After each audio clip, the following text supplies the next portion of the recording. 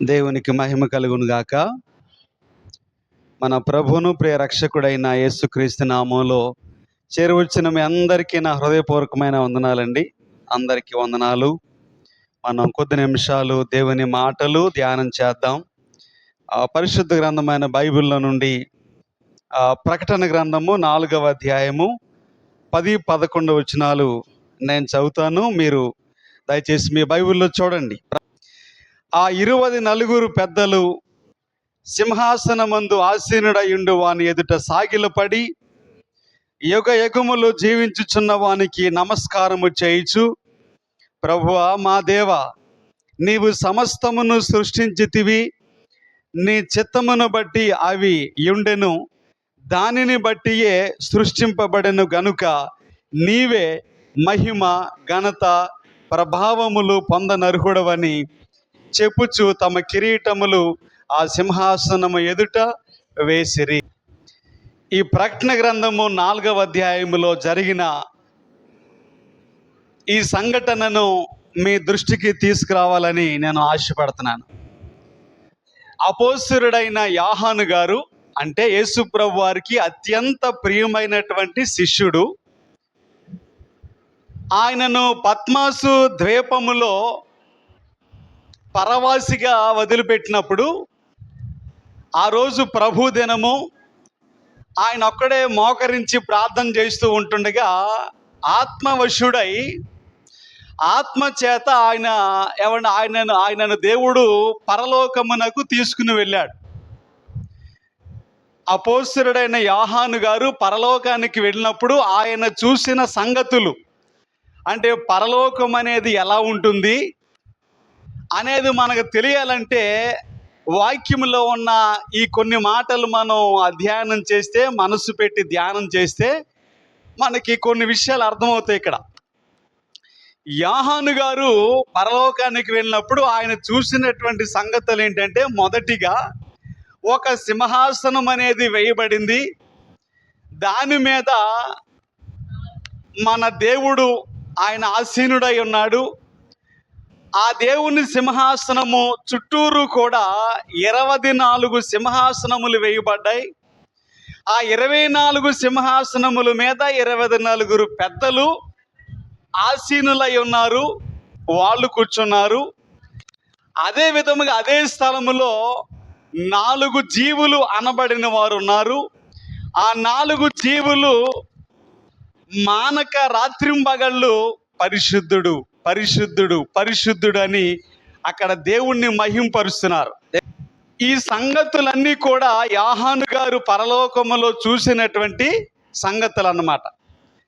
సరే, ఈ 4 జీవుల సంగతి, ఆ సింహాసనము సంగతి కాదు కానీ, మనం 10-11 వచనాల్లో చదివినటువంటి ఆ మాటల్లో 24 పెద్దలు అనేవారు ఉన్నారు. వారిని గురించి క్లుప్తముగా కొన్ని మాటలు మీకు జ్ఞాపకం చేస్తాను. ఈ 24 పెద్దలు అనేవారు అసలు ఎవరు అనంటే, వారిలో 12 మంది పాత నిబంధనలో ఉన్నటువంటి ఇశ్రాయేలు ప్రజలకు ప్రతినిధులు, మిగతా 12 మంది క్రొత్త నిబంధనలో ఉన్నటువంటి దేవుని ప్రజలకు, దేవుని పిల్లలకు వాళ్ళు ప్రతినిధులు. ఈ 24 కూడా ఆ దేవుని సముఖములో దేవునితో పాటు సింహాసనముల మీద కూర్చునే ఓ గొప్ప ధన్యత, ఓ గొప్ప ఆధిక్యత దేవుడు వారికి అనుగ్రహించాడు. వీళ్ళు ఎలా ఉన్నారంటే, 24 పెద్దలు అనేవాళ్ళు 4వ అధ్యాయం 4వ వచనములో ప్రకటన గ్రంథంలో ఏమంటాడంటే, సింహాసనము చుట్టూ 24 సింహాసనములు ఉండెను. ఆ సింహాసనములందు 24 పెద్దలు తెల్లని వస్త్రములు ధరించుకొని తమ తలల మీద సువర్ణ కిరీటములు పెట్టుకున్న వారై కూర్చున్నారు. 24 పెద్దలకు ఉన్నటువంటి ప్రత్యేకతలు ఏంటంటే, మొదటిగా వారు తెల్లని వస్త్రములు ధరించుకున్నవారు అన్నాడు. తమ తలల మీద సువర్ణ కిరీటములు, బంగారముతో, శ్రేష్టమైన మేలిమి బంగారముతో చేయబడిన కిరీటములు వాళ్ళ తలల మీద పెట్టబడి, వారు మన దేవునితో పాటు తమ సింహాసనముల మీద వారు ఆసీనులుగా ఉన్నారు. ఈ 3 లక్షణాలు వాళ్ళకు ఉన్నాయి. అదే 3 లక్షణాలు మనకు కూడా ఉండాలి. మొదటిది ఏమన్నారండి? తెల్లని వస్త్రములు ధరించుకున్నారు కదండి. తెల్లని వస్త్రములు అంటే మనం వేసుకునే తెలుపు షర్టో లేదంటే తెలుపు రంగు ప్యాంటో తెలుపు రంగు చీరనో కాదండి. అవి వేసుకోవటంలో పొరపాటు ఏమీ లేదు. తెలుపు అనేది పరిశుద్ధతకు సాదృశ్యము, పవిత్రతకు, నిర్మలమైనటువంటి మనసుకు అది సాదృశ్యం. వేసుకోవటంలో పొరపాటు ఏమీ కూడా లేదు. కానీ ఇక్కడ మాట్లాడే మాటలు, బైబిల్లో ఉన్న మాటలు తెల్లని వస్త్రములు ధరించారు అని అంటే, ఆ తెల్లని వస్త్రములు ఏమన్నాడు? వస్త్రములంటే అదే ప్రకటన గ్రంథంలో 19వ అధ్యాయంలో 8-9 వచనాల్లో ఏమంటాడు? ఆమె ధరించుకొనుటకు ప్రకాశములను నిర్మలములైన సన్నపు నారబట్టలు ఆమె కీయబడెను. అవి పరిశుద్ధుల నీతి క్రియలు. ఏంటండి అవి? ఇక్కడ సంఘమును గురించి మాట్లాడుతూ, దేవుని పిల్లల గురించి మాట్లాడుతూ, సంఘమునకట ఎటువంటి బట్టలు ఇచ్చారంటండి? ప్రకాశములను నిర్మలములైన సన్నపు నార బట్టలు ఇవ్వబడి, శ్రేష్టమైన వస్త్రములు ఇవ్వబడినవి. అవి ఏవి అన్నాడంటే, అవి పరిశుద్ధుల నీతి క్రియలు. ఏ క్రియలమ్మా? అంటే దేవుని పిల్లలు, దేవుని ప్రజలు మనం చేసేటటువంటి నీతి క్రియలు, సత్క్రియలు, మంచి కార్యములు, అవి వస్త్రములంటే. అదే ప్రకటన గ్రంథంలో మరో చోట ఏమన్నాడంటే, ప్రకటన గ్రంథంలో 7వ అధ్యాయంలో 9వ వచనం చివరి భాగములో, అక్కడ లెక్కింపజాలని ఒక గొప్ప సమూహము కనబడెను. వారు తెల్లని వస్త్రములు ధరించుకున్న వారై ఖర్జూరపు మట్టలు చేత పట్టుకుని సింహాసనము ఎదుటను గొర్రె పిల్ల ఎదుటను నిలబడ్డారు. ఈ సంగతులన్నీ కూడా అపోస్తలుడైన యోహాను గారు పరలోకములో చూసిన సంగతులు మనం గ్రహించాలని, మనం అర్థం చేసుకోవాలని దేవుడు ప్రకటన గ్రంథంలో రాయించిన సన్నివేశాలు. యోహాను గారు పరలోకములో చూస్తే మరో సంగతి ఏం కనపడిందంటే, యూదులు, ఇశ్రాయేలు ప్రజల్లో 144,000 మంది ప్రత్యేకించబడిన వారు ఆయన కనపడ్డారు. అక్కడ వారి సంఖ్య కూడా స్పష్టంగా చెప్పబడింది. 144,000 మంది ఉన్నారు యూదులు, వాళ్ళు ఇశ్రాయేలీలు. వాళ్ళు కాకుండా ఈ లోకములో, ప్రపంచంలో ఉన్న ప్రతి దేశము నుండి, ప్రతి ప్రాంతము నుండి, ప్రతి రాష్ట్రము నుండి లెక్కింప శక్యము కానీ ఓ పెద్ద గొప్ప సమూహం ఒకటి కనపడింది. మళ్ళా వీళ్ళందరూ కూడానట తెల్లని వస్త్రములు ధరించుకున్నారు. ఆ 144,000 మంది కానివ్వండి, ఈ లెక్కింప శక్యముగా అన్నటువంటి ఆ జన సమూహము కానివ్వండి, వీళ్ళందరూ తెల్లని వస్త్రములు ధరించుకుని ఖర్జూరపు మట్టలు అక్కడ చేత పట్టుకుని ఆయన్ని స్తుతించటానికి మొదలుపెట్టారు. ఆయనకి నమస్కారం చేశారు, ఆరాధించారు, గణపరిచారు. అప్పుడు 24 పెద్దలు ఉన్నారు కదా, వాళ్ళు ఏమండి, ఒక ఆయన 13వ వచనంలో, పెద్దలలో ఒకడు తెల్లని వస్త్రములు ధరించుకున్న వీరెవరు, ఎక్కడి నుండి వచ్చిరని నన్ను అడిగాను. అందుకు నేను, అయ్యా నీకే తెలియననగా అతడు ఇలాగు నాతో చెప్పెను, వీరు మహాశ్రమల నుండి వచ్చిన వారు, గొర్రె పిల్ల రక్తములో తమ వస్త్రములు ఉదుకుకొని వాటిని తెలుపు చేసుకొనిరి. ఈ 24 పెద్దల్లో ఒక ఆయన అడిగాడట, ఎవరిని? యోహాను గారిని. ఏమని? వీళ్ళందరూ ఎవరు? తెల్లని వస్త్రములు ధరించుకున్నటువంటి గొప్ప సమూహం ఉన్నారు కదా, 144,000 మంది ఉన్నారు కదా, వీళ్ళెవరు అని అడిగితే యోహాను గారు అన్నాడు, అయ్యా నాకేం తెలుసు, అది మీకే తెలియదు కదా అని అంటే, అప్పుడు ఆయన చెప్పిన మాట ఏంటంటే, వీరు మహాశ్రమలలో నుండి వచ్చిన వారు. ఎక్కడి నుంచి వచ్చారండి? మహాశ్రమలలో నుండి వచ్చిన వారు. గొర్రె పిల్ల అంటే లోక పాపములను మోసుకుని పోవుచున్న దేవుని గొర్రెపిల్ల అయిన క్రీస్తు రక్తములోనట తమ వస్త్రములు ఉతుకుకొని వాటిని తెలుపు చేసుకున్నారట. అంటే తెల్లని వస్త్రాలు వీళ్ళకి ఎక్కడి నుండి వచ్చినాయి అంటే వారు క్రీస్తు రక్తములో కడగబడ్డారు గనక ఆ క్రీస్తు రక్తములో వారు తమ వస్త్రములను తెలుపు చేసుకున్నారు. అలా వారికి తెల్లని వస్త్రాలు వచ్చినాయి. కాబట్టి తెల్లని వస్త్రాలు మనకెవరికైనా రావాలి అంటే కేవలం మనం ధరించే భౌతికమైన దుస్తులు మాత్రమే కాదు, కానీ ప్రభు అయిన యేసుక్రీస్తు వారి రక్తములో కడగబడితే ఏమండి వారికి తెల్లని వస్త్రములు లేదంటే తెల్లని దుస్తులు వారికి కలిగినట్లుగా అర్థం. ఎవరైతే సత్క్రియలు చేస్తారో, మంచి క్రియలు చేస్తారో, ప్రభువును నమ్మిన తర్వాత ఆ పరిశుద్ధుల నీతి క్రియలే వారికి వస్త్రములుగా, తెల్లని వస్త్రములుగా ఇవ్వబడి. కనుక 24 పెద్దల్లో మొదటిగా మనం చూసే మాట ఏంటంటే తెల్లని వస్త్రములు ధరించారు అనంటే వారు పరిశుద్ధులుగా తీర్చబడ్డారు. ఏమంటే నీతిమంతులుగా తీర్చబడ్డారు. రెండో మాట ఏముంది? వారు తలల మీద కిరీటములు పెట్టుకున్నారట. సువర్ణ కిరీటములు ధరించారు. మా కిరీటం అంటే దేనికి సాదృశ్యం చెప్పండి? కిరీటం అంటే ఎవరికి సాదృశ్యం, దేనికి సాదృశ్యం? ఆ కిరీటం అంటే రాజులు ధరించేది, రాణులు ధరించేది, అధికారమునకు సాదృశ్యం. కిరీటం అంటే ఘనతకు సాదృశ్యం. కిరీటం అంటే విజయానికి సాదృశ్యం. వీళ్ళు కూడా మన దేవునితో పాటు 24 సింహాసనాలు ఉన్నాయంటే ఆయనతో పాటు వీళ్ళు కూర్చున్నారంటే అర్థం ఏంటంటే వారికి కూడా అధికారము ఇవ్వబడింది. ఏమి ఇవ్వబడిందండి? అధికారము ఇవ్వబడింది. ఈ సంగతులన్నీ లోకా సువార్తలో చదువుదామా? లోకా సువార్తలో 19వ అధ్యాయంలో ఓ సన్నివేశాన్ని చెప్పారు. ప్రభు అయిన యేసుక్రీస్తు చెప్పిన ఒక ఉపమానం ఏంటంటే, ఒక యజమాని తన సేవకులను 10 మందిని పిలిచి వెళ్తూ వెళ్తూ ఒక్కొక్కరికి ఒక్కొక్క మేన ఇచ్చి వెళ్ళాడట. మేన అంటే 50 రూపాయలు మన లెక్కలో. ఒక్కొక్కరికి 50 రూపాయలు చొప్పున ఇచ్చి తాను తన పని మీద వెళ్ళాడు. మరలా తిరిగి వచ్చాడు ఆ పని అయిపోయిన తర్వాత. ఈ తీసుకున్నటువంటి దాసులు ఎవరైతే ఉన్నారో మీరు వీటిని వాడండి, ఉపయోగించండి, వ్యాపారం చేయండి అని చెప్పి వెళ్ళాడు ఆయన.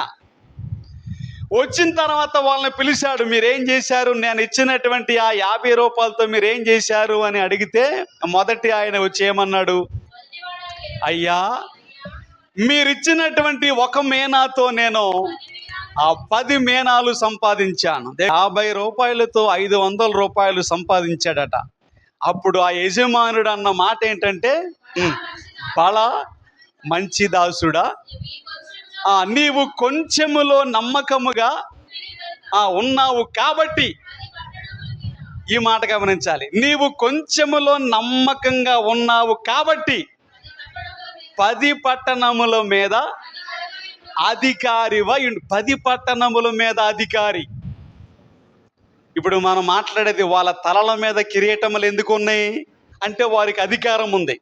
ఎక్కడుంది అధికారం, ఎవరి మీద ఉంది అధికారం అనే సందర్భాన్ని గురించి మనం చూస్తే, ఎవరైతే కొంచెములో నమ్మకంగా ఉంటారో, దేవుడు మనకిచ్చిన దాంట్లో, మనకున్న దాంట్లో నమ్మకంగా ఎవరైతే ఉంటారో వారిని 10 పట్టణముల మీద.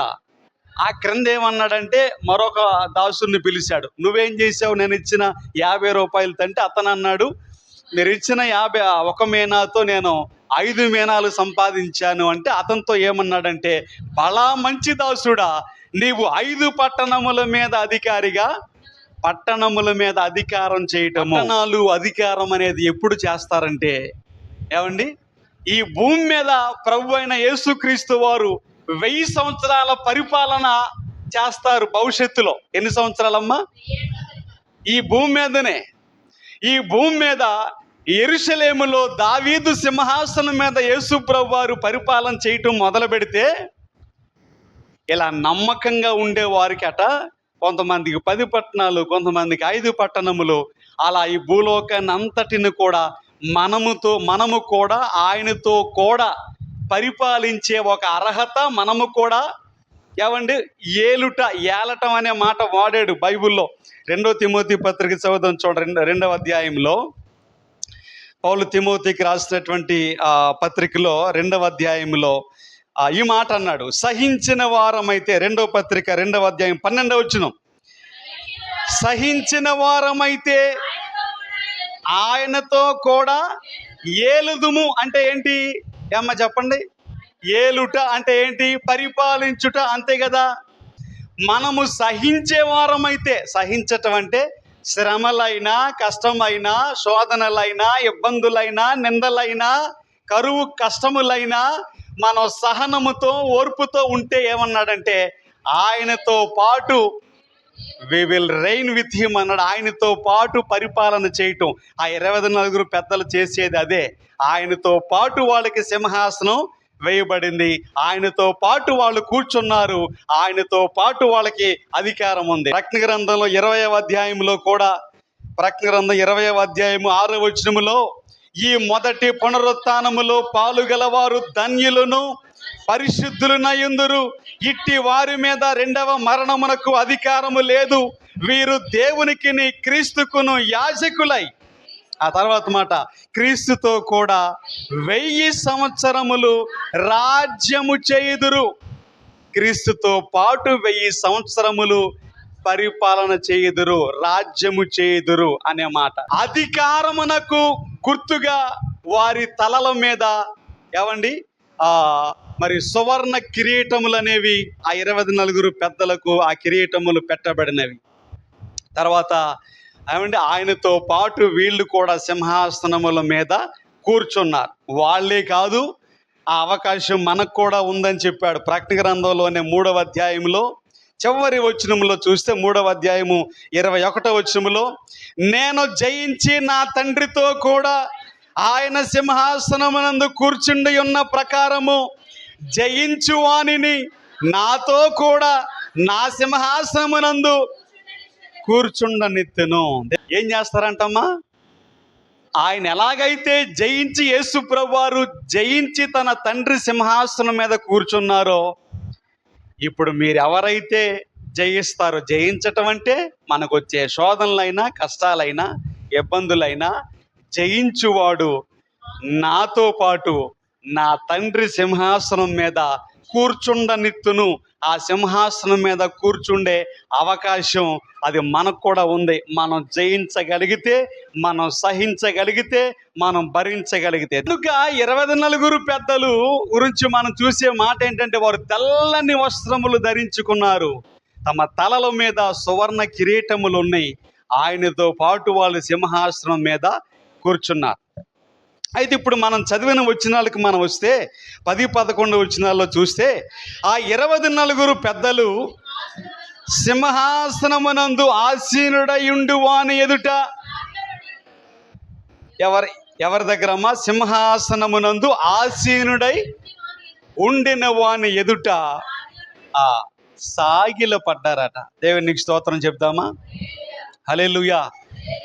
ఆ సింహాసనాసీనుడైనటువంటి దేవుని ఎదుట వీళ్ళు సాగిల పడ్డారు, సాష్టాంగ పడ్డారు కదండి. ఈ మాట చాలామంది భక్తుల జీవితాల్లో వారు సాగిలి పడినటువంటి సందర్భాల్ని మనం చూడవచ్చు. ఒకరు కాదు, ఇద్దరు కాదు, చాలామంది భక్తులు, మన పితరులు, అబ్రహాము కానివ్వండి, ఒకవేళ మర్చిపో 1-2 వచనాలు మనం చూద్దాం. ఆదికాండంలో 17వ అధ్యాయంలో చూస్తే, ఆదికాండము 17వ అధ్యాయము 3వ వచనములో, అబ్రాము సాగిల పడి ఉండగా దేవుడు అతనితో మాటలాడి, ఇదిగో నేను నియమించిన నా నిబంధన నీతో చేసి. చెప్పండమ్మా, అబ్రహాము ఎలా ఉన్నారట? సాగిల పడుట అంటే అర్థం ఏంటి అమ్మా? సాగిల పడుట అంటే సాష్టాంగ పడుట, అంతే కదా. దేవుని సన్నిధికి వచ్చినప్పుడు ప్రభు యొక్క సముఖములో మన శరీర ఆకృతి అనేది కూడా ముఖ్యమే. అంటే మనం ఎలా ఉన్నాము అనేది కూడా ముఖ్యమే. అబ్రహాం అట విశ్వాసులకు తండ్రిగా, దేవుని స్నేహితునిగా పిలువబడినటువంటి వ్యక్తి సాష్టాంగ పడ్డాడంటే సాగిలు పడిపోయాడు. యెహోషువను ఉద్దేశించి మరొక మాట యెహోషువ గ్రంథంలో ఏముందంటే, అతడు ఇంకా ఒక మాట ముందుకెళ్ళి ఏముందంటే 5:14 యెహోషువ గ్రంథంలో, యెహోవా సేనాధిపతిగా నేను వచ్చి ఉన్నానెను, యెహోషువ నేల మట్టుకు సాగిలపడి నమస్కారము చేసి, నా ఏలినవాడు తన దాసునికి సెలవిచ్చినదేమని అడిగాను. యెహోషువను గురించి రాయబడిన మాట ఏంటంటే, నేల మట్టుకు సాగిలి పడిపోయాడు. బోర్ల పడిపోవటం అంటాం కదండి మనం. సాగిలపడి, సాష్టాంగపడి, నేల మట్టుకు సాగిలపడి, నీ దాసుడు నాకు సెలవిచ్చేది ఏంటో చెప్పు ప్రభువా అని ఆయన అడిగాడు. అంటే ప్రభు సన్నిధికి వచ్చినప్పుడు ఆ 24 పెద్దల ద్వారా మనం గ్రహించే విషయం ఏంటంటే, ప్రభు సన్నిధిలో, ప్రభు సముఖములో మనం ఉన్నప్పుడు ఎంత వినయ విధేయతలతో, ఎంత గౌరవ మర్యాదలతో ఉండాలో ఈ మాట వల్ల మనకు అర్థమవుతుంది. ఆయనకి సాగిలు పడుట చాలా మార్లు ఉందండి. ఈ మాట బైబిల్లో అనేక మార్లు ఉంది. 95వ కీర్తనలో అంటాడు దావీదు గారు, 95వ కీర్తన 7వ వచనములో, రండి నమస్కారము చేసి సాగిల పడదము, మనలను సృజించిన యెహోవా సన్నిధిని మోకరించుదాం. ఇక్కడ ఆహ్వానం. ఆయన ఏమని పిలుస్తున్నాడంటే, రండి నమస్కారము చేసి సాగిల పడుదము, సాష్టాంగ పడుదము అనే మాట. అంటే ప్రభు సన్నిధిలో ఏమండి మన యొక్క శరీర విధానము కానీ, మనల్ని మనమే ఏ విధంగా కూర్చున్నా, నిలబడినా, లేదంటే ప్రార్థించినా, లేదంటే స్తుతించినా, లేకపోతే ఏం చెప్పినా చేసినా కూడా ఆ దేవాతి దేవుని ఎదుట ఆయన సముఖములో మనం ఉన్నప్పుడు ఆ వినయ విధేయతలు అనేవి చాలా ముఖ్యం. ప్రభు సన్నిధికి వచ్చినప్పుడు అసలు గర్వమునకు కానీ, అహంభావానికి కానీ, అతిశయానికి కానీ అసలు చోటు లేనే లేదు. అక్కడ ఉన్నటువంటి 24 పెద్దలైనా, 4 జీవులైనా, లెక్కింప శక్యముగానంత సమూహమైన 144,000 మంది యూదులైనా, ఇశ్రాయేలీలైనా వాళ్ళు సాగిల పడ్డారు అనే మాటలు పలుమార్లు మనం చూస్తాం. వాళ్ళు ఎన్నిసార్లు సాగిలు పడ్డారు అనుకుంటున్నారు? ఆ వచనాలన్నీ ఇప్పుడు ఆల్రెడీ 4వ అధ్యాయంలో 10, 11లో మనం చదివాం కదండి. రైట్. ఇప్పుడు అదే ప్రకటన గ్రంథం 5వ అధ్యాయము 8వ వచనం చివరి లైన్లో ఏముందంటే, ఆ 24 పెద్దలను ఆ గొర్రె పిల్ల ఎదుట సాగిలపడిరి. ఏం చేశారమ్మా అంటే, ప్రభు అయిన యేసుక్రీస్తు ఎదుట వాళ్ళు సాగిలపడ్డారు. అదే అధ్యాయంలో 14వ వచనములో, ఆ 4 జీవులు ఆమెన్ అని చెప్పగా ఆ పెద్దలు సాగిలపడి నమస్కారం చేశారు. ఎలా నమస్కారం చేశారండి? సాగిలపడి నమస్కారం చేశారు. అదే ప్రకటన గ్రంథం 19వ అధ్యాయంలో, ప్రకటన 19వ అధ్యాయంలో మరొక పర్యాయము రాయబడినటువంటి మాట, వారు సాగిలపడి నమస్కారము చేసిరి అనే మాట. ఇక్కడ 19:4 అండి. 19:4లో, అప్పుడు ఆ 24 పెద్దలను 4 జీవులను సాగిలపడి ఆమెన్ ప్రభువును స్తుతించుడి అని చెప్పుచు సింహాసనాసీనుడగు దేవునికి నమస్కారము చేసిరి. ఎన్ని మార్లు ఉందండి ఆ మాట? ఎప్పటికీ ఆ 24 పెద్దల విషయంలో 4 సార్లు మినిమం వారు దేవుని సముఖములో, దేవుని సన్నిధిలో సాగిలపడి నమస్కారం చేశారు. అందుకే మనం కూడా ప్రభు సన్నిధికి వచ్చినప్పుడు ఆ సాగిలపడే మనసు, సాష్టాంగపడే మనసు, ఆ దీన మనసు, ఆ తగ్గింపు స్వభావం అనేది మనకు ముఖ్యం. ఏమండి, ఓ పాట ఉంది, చక్కటి పాట, పాత పాట అది. మరి ఎంతమందికి వస్తుందో రాదో తెలియదు కానీ ఆ పాట అంతట్లో కూడా యేసు ప్రభు వారు ఎంత శ్రేష్ఠుడో, ఎంత శ్రేష్టమైన వాడో ఒక్కొక్క వచనంలో వర్ణించాడండి. ఆయన మోషే కంటే శ్రేష్ఠుడు, ఆయన అహరోను కంటే శ్రేష్ఠుడు, ఆయన దేవదూతల కంటే శ్రేష్ఠుడు, ఆయన అందరికంటే శ్రేష్ఠుడు అని ఆ పాట ఒక వచ్చిన తర్వాత వచనంలో వర్ణించాడు. ఆయన ఎంత శ్రేష్ఠుడో, ఆయన ఎంత ఘనుడో, గొప్పవాడో, ఆయన ఔన్నత్యాన్ని వర్ణించే క్రమంలో రాసిన పాట. మనం నిజంగా మన దేవుని గొప్పతనాన్ని తెలుసుకుంటే, ఆయన ఔన్నత్యాన్ని, ఆయన శక్తిని, ఆయన ప్రభావాన్ని నిజంగా మనం గ్రహించగలిగితే, మనం సాగిల పడకుండా, దీన మనస్సుతో లేకుండా ఆయన సముఖములో ఉండలేం.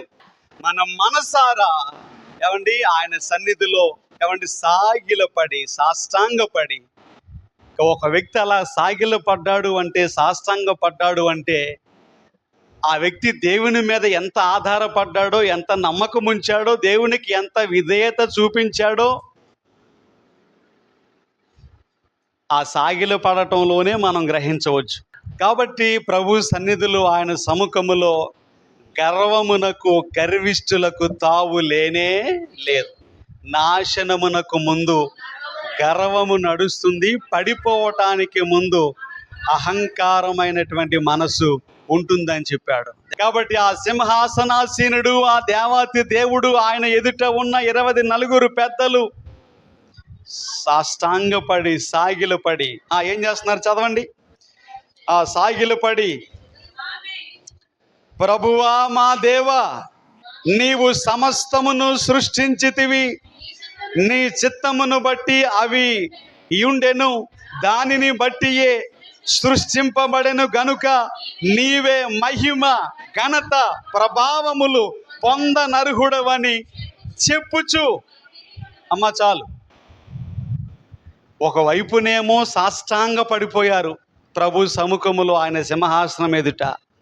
మరోవైపున తమ నోరు తెరచి, తమ నోటితో ఆయన్ని ఘనపరుస్తున్నారు. ఆ వాడిన పదాలు, వాడిన మాటలు కూడా దేవుడు ఎంత సర్వభౌమాధికారి అయిన దేవుడో, ఎంత సర్వాధికారి కానివ్వండి, సృష్టికర్త అనే అర్థాన్ని ఇచ్చేటట్లుగా వాళ్ళు దేవుని స్తుతించారు. ప్రభువా మా దేవా, నీవు సమస్తమును కూడా సృష్టించావు, నీ చిత్తమును బట్టి అవి ఉండెను, దానిని బట్టియే.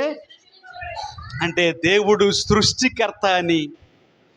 ఈ ఆకాశ మహాకాశములు కానివ్వండి, ఈ భూమి కానీ, అంతరిక్షము కానీ, సముద్రం, వీటన్నిటిని కూడా ఆయనే కలగజేశాడు. కలిగి ఉన్నదేది ఆయన లేకుండా కలగలేదు. కాబట్టి ఆయన శక్తిని, ఆయన ప్రభావమును వాళ్ళ నోటితో ఒప్పుకుంటున్నారు ఆయన సన్నిధిలో. ఆయన సన్నిధికి వచ్చిన మనం కూడా నోరు తెరిచి పాడాలండి, ఆయన స్తుతించాలి. ఎవరో ఇక్కడ పాడేవాళ్ళు మాత్రమే పాడతారులే, మాకేం పని అన్నట్లుగా ఉండటం కాదు.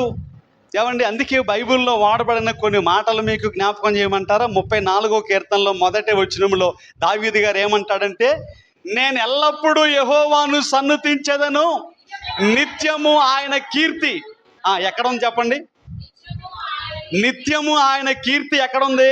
నా నోట ఉండెను. దావీదు గారు ఏమంటాడంటే, నేను ఎల్లప్పుడూ, కేవలం ఒక ఆదివారం అనే కాదు, నేను ఎల్లప్పుడూ కూడా యెహోవాను సన్నుతించెదను, నిత్యము ఆయన కీర్తి నా నోట ఉన్నది, నా నోట ఆయన కీర్తి ఉన్నది. ఏమండి, మనం నోరు తెరిస్తే ఆయనను గూర్చినటువంటి ఆ కీర్తి, ఆ మహిమ, ఆ ఘనత, ఆ ప్రభావములు, ఆ మాటలు, ఆ పాటలు అవి పలకాలి. మన నోట ఏవేవో నోరు తెరిస్తే ప్రతికూలమైనటువంటి మాటలు, లేవండి బైబిల్లో చెప్పినట్టుగా నోరు తెరిస్తే అపవిత్రమైనటువంటి మాటలు, అవి కాదండి ఉండాల్సింది. వీరి నోట ఏముంది చెప్పండి? 24 పెద్దలు నోట ఏముంది? దేవుడు సృష్టికర్త అని, ఆయన సర్వశక్తిమంతుడని, ఆయన సర్వభౌమాధికారి అని తమ నోటితో ఒప్పుకుంటున్నారు. ఇక్కడికి వచ్చాక కూడా కనీసం పాటలో పాట కలిపేవారు కూడా కొంతమంది లేరు. కనీసం నోరు తెరిచి నోరారా మనసారా ఏమండి, ఆశతో దేవుణ్ణి మహింపరుద్దాం అనేటటువంటి ఆశ, ఆతృత మనకు ఉండాలి. 40వ కీర్తనలో కూడా 3వ వచనంలో కీర్తనకారుడు దావీదు గారు ఏమన్నారమ్మా? తనకు స్తోత్ర రూపముకు క్రొత్త గీతమును మన దేవుడు నా నోట ఉంచెను, అనేకులు దాన్ని చూచి భయభక్తులు కలిగి యెహోవా యందు నమ్మిక ఉంచెదరు. దేవుడు దావీదు గారు నోట ఏముంచాడంటమ్మా? ఓ క్రొత్త కీర్తన. దావీదు గారి నోట, ఆయన నోటిలో ఒక క్రొత్త పాట, ఆ దేవుణ్ణి గూర్చినటువంటి పాట ఆయన నోట ఉంచాడు. అంది ఆయన నిత్యము కూడా ఆయన స్తుతించే పని కాబట్టి ఆయన అన్ని కీర్తనలు రాశాడు.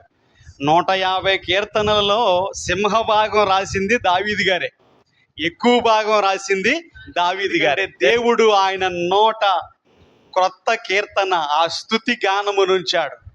ఏమండి, ఈరోజు మనం కూడా మన నోరు తెరిస్తే దేవుని గూర్చిన మాటలు, దేవుని గూర్చిన పాటలు రావాలి. అనేకులు దాన్ని చూచి అంటాడు. ఎవరమ్మా? మన చుట్టూ ఉన్నటువంటి వారు. మనం మాట్లాడే మాటలు, మన నోటిలో దేవుని మాటలు ఉన్నాయా, దేవుని పాటలు ఉన్నాయా, లేకపోతే అపవిత్రమైన ముసలమ్మ ముచ్చట్లు, ఈ లోక సంబంధమైన మాటలు ఉన్నాయి అనేది అనేకులు చూస్తారని ఇప్పుడు మనం చదివిన చోట దావీదు గారు చెప్పాడు. మనల్ని అనేకులు గమనిస్తూ ఉంటారు. మనం దేవుని పిల్లలమని అనేకులు మనల్ని గమనిస్తూ ఉంటారు. చాలా కళ్ళు మన వైపు చూస్తూ ఉంటాయి. అందుకే మన జీవన విధానమైన, మన జీవన శైలి, మన సాక్ష్యము, మన మాట, మన పద్ధతి దేవునికి మహిమ తెచ్చే విధంగా ఉండాలి. మన నోటితో. ఏమండి, అందుకే ఆ 24 పెద్దలు నోరారా, వాళ్ళు మనసారా, ఆశ తీర వాళ్ళు ప్రభువుని మహిమపరుస్తూ, సమస్త మహిమ, ఘనత, ప్రభావములు పొందటానికి నీవే అర్హుడవు, నీవే యోగ్యుడవని ఆయన చెప్తున్నారు. కాబట్టి ఇదొక ధన్యత అండి, ఇదొక ఆధిక్యత. ప్రభు సన్నిధికి రావటం, మనం నోరు తెరిచి ఆయన స్తుతించటం, మహింపరచటం, ఆయనను గూర్చినటువంటి ఆ కీర్తన, ఆ నూతన కీర్తన మనం పాడటం అనేది అదొక గొప్ప ఆశీర్వాదం, అదొక దీవెన. ఇంకా అలా చూసుకుంటూ వెళ్తే పలుమార్లు దావీదు గారు ఈ మాట, దేవుడు ఎలాగా మరి దావీదు గారి నోట ఆయన ఆ దేవుని కీర్తన ఉంచాడో మరొక 149వ కీర్తనలో 6వ వచనంలో ఏమంటాడు? 149:6లో వారి నోట దేవునికి చేయబడు ఉత్సాహ స్తోత్రములు ఉన్నవి. వారి నోటిలో ఏముంటాయమ్మా? కొంతమందిని చూసి ఏమంటారు చెప్పండి? ఈ మాట అనేటప్పటికి ఆ మాట గుర్తొచ్చి, పలానా వాళ్ళ నోటిలో నోరు పెట్టొచ్చు అంటారా, పెట్టకూడదు అంటారా? ఎందుకని? ఇక చెప్పవసరంలా, మనందరికి తెలిసిన స్టోరీయే. దేవునికి స్తోత్రం చెప్దాం. అంటే వారి నోటిలో నోరు పెడితే ఎటువంటి మాటలు వస్తాయో దాన్ని తెలియజేయటానికి ఈ మాట వాడారు. ఏమండి, దావీదు గారు పలుమార్లు 66వ కీర్తనలో చదవండి. ఆ దేవుడు నా నోట ఆయన నోట ఏముంచాడు? ఏమండి, కొన్ని చోట్ల అంటాడు, నీ ధర్మశాస్త్రమును నా నోట ఉంచి ఉన్నావు అంటాడు. నా నోట శ్రేష్టమైన కీర్తన ఉండెను అని 66వ కీర్తనలో అన్నాడు. దేవునికి స్తోత్రం చెప్దామా? మన నోట కూడా ఆ దేవుణ్ణి గూర్చినటువంటి శ్రేష్టమైన కీర్తనలు, స్తుతిగానము, ఆరాధన, వాక్యము ఉండాలి. అది దేవునికి అనుకూలం, అది దేవునికి ఇష్టం.